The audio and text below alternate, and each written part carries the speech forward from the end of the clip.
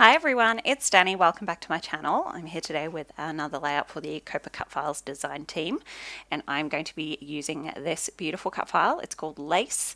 It's been in the shop for a little while. I have been eyeing it off, but I hadn't gotten around to using it, so I am going to use it today with the Coco Vanilla Studio Sun-Kissed collection. I'm scrapping two photos, one of my son and one of me with my son at the local swimming lagoon thing. So one photo is him in his water wings, and then one is after he's had a swim and he's got his ice cream. Actually, I think we both had an ice cream. So I am going to use this beautiful turquoise kind of tealy aqua colored background for my background. And I'm just marking on the cut file where my photo is going to sit because I don't want to waste time backing that section of the cut file. So that is pretty much how the cut file is going to go on my page. It's going to really make a beautiful background feature. So I'm going to go ahead and back just the heart section of the cut file. So if you look on the cut file, you can see that there's a center kind of circle of hearts all joined together. Then there's kind of like a larger outer portion, outer circle of hearts. I can't speak today, I do apologize. But I'm just going to go through and use that pink paper from the A5 paper stack to back all those hearts, and that's going to make a really pretty color contrast to the background color. So I've just gone through and traced all those around the back of the cut file and onto the back side of the paper, and now I'm just trimming around my pencil line slightly larger, and then I'm going to glue that down. So I am going to use a tacky glue in a fine liner bottle to do that, and I'm just going through and cutting out all those hearts. We'll speed up in just a second.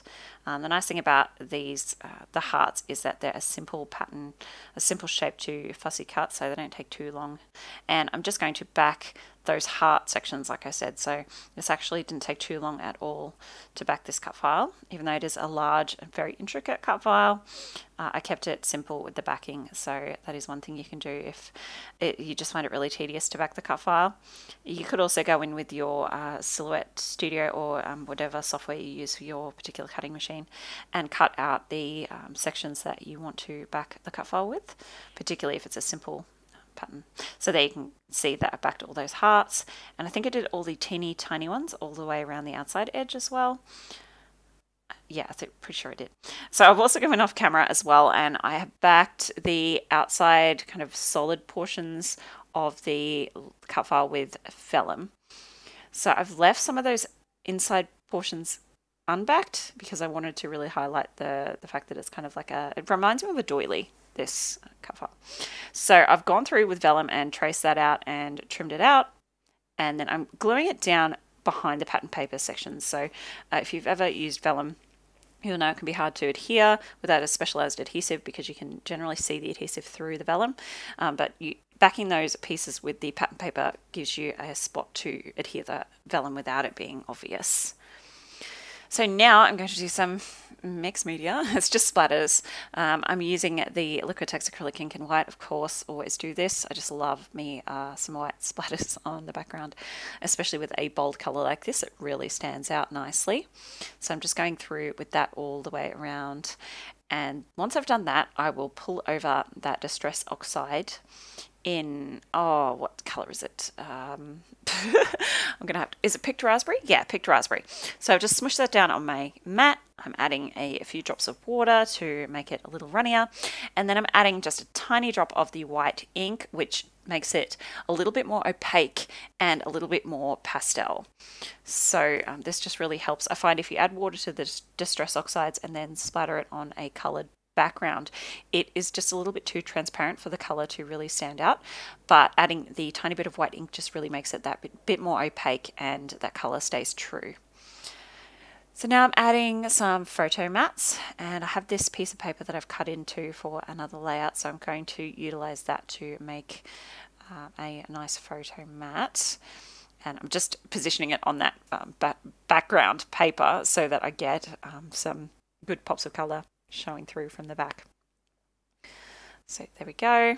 And then I'm going to back, I think, the main photo, which is of both of us. I'm going to back on one of the 3x4 pocket cards. I just really love that bright yellow color, and my photo fits perfectly on there. So a nice, quick and easy way to make a photo mat.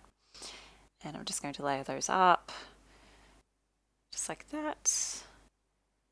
Okay, and next I found a couple of these pocket cards that I really liked the elements of, so I'm going to fussy cut the glasses and this title. So not really a title, it's quite small, but I knew I was not going to have much of a place to put a title on this layout because I have that large cut file and I do want to add quite a few embellishments as well.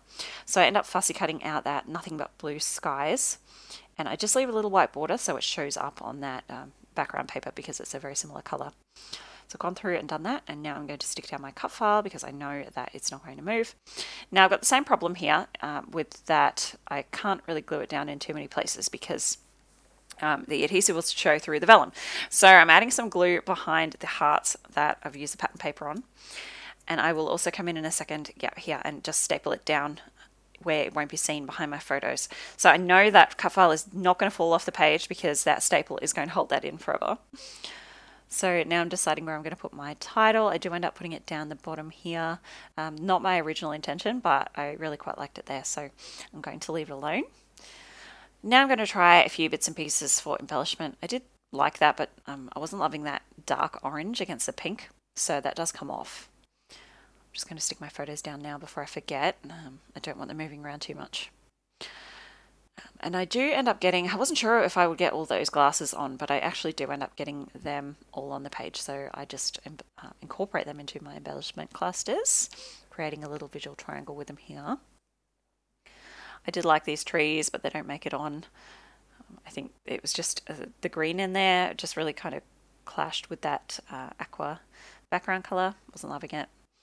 I do like that orange umbrella though. It's a bit of a brighter orange than was in that title piece that I used earlier.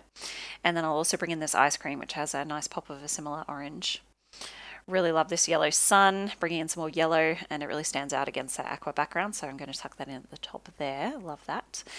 I will bring in quite a few of these little hearts as well.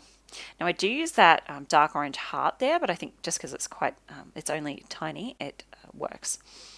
We'll use a few of the puffy stickers as well. I'm just kind of tucking a few of those in around the place. I love that little rainbow up there and the little watermelon.